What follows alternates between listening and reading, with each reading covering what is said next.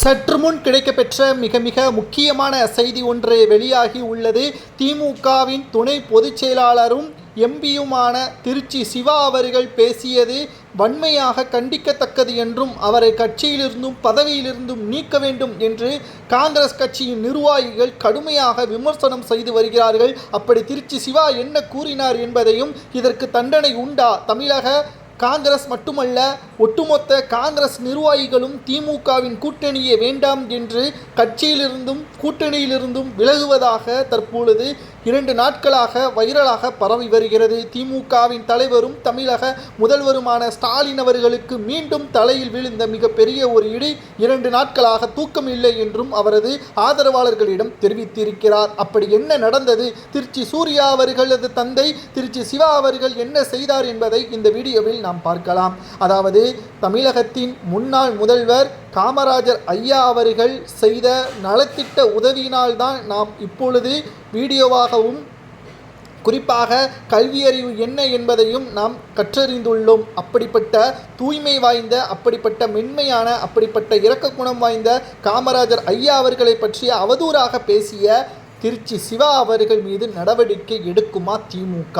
அதாவது அவர் என்ன கூறியுள்ளார் என்றால், அந்த காலத்திலேயே காமராஜர் ஐயா அவர்கள் ஏசி இல்லாமல் தூங்க மாட்டாராம் என்று கலைஞர் அவர்கள் என்னிடம் கூறியதாக திருச்சி சிவா அவர்கள் தெரிவித்திருக்கிறார். இந்த நிலையில்தான் காமராஜர் ஐயா அவர்கள் வாழ்ந்த பொழுது தமிழகத்தில் ஏசியை கொண்டு வரவில்லை. ஆனால் திருச்சி சிவா அவர்கள் எப்படி கூறியுள்ளார் என்ற கேள்வியும் சமூக வலைதளங்களில் வைரலாக பரவி வருகிறது. கலைஞர் அவர்கள் கூறினார் என்று அதற்கான ஆவணங்கள் இருக்கிறதா? அது மட்டுமல்ல, காமராஜர் ஐயா அவர்களது மறைவிற்கு பிறகு அவருக்கு ஏதேனும் சொத்துக்கள் உண்டா? ஆனால் கலைஞர் அவர்களது மறைவிற்கு பிறகு தமிழ்நாட்டில் பாதி சொத்து திமுகவின் கோபாலபுர குடும்பம்தான் அனுபவித்து வருகிறது. இப்பேற்பட்ட திமுகவின் முன்னாள் தலைவரும் முதல்வருமாக இருந்த கலைஞர் அவர்கள் செய்த ஊழலுடன் காமராஜர் ஐயா அவர்கள் பற்றியான தூய்மையை பற்றி பேசுவது சரியா என்று காங்கிரஸ் கட்சியினர்களை தற்பொழுது கோபப்படும் விதமாக மாறிவிட்டது. இந்த நிலையில்தான் திருச்சி சூர்யா அவர்களது தந்தை திருச்சி சிவா அவர்கள் மன்னிப்பு கேட்டாலும் தற்பொழுது திமுக அதற்கான தண்டனையை கொடுக்க வேண்டும். இல்லை என்றால் காங்கிரஸ் திமுக கூட்டணியிலிருந்து விலகும் என்ற தகவலையும் நம்மால் பார்க்க முடிகிறது.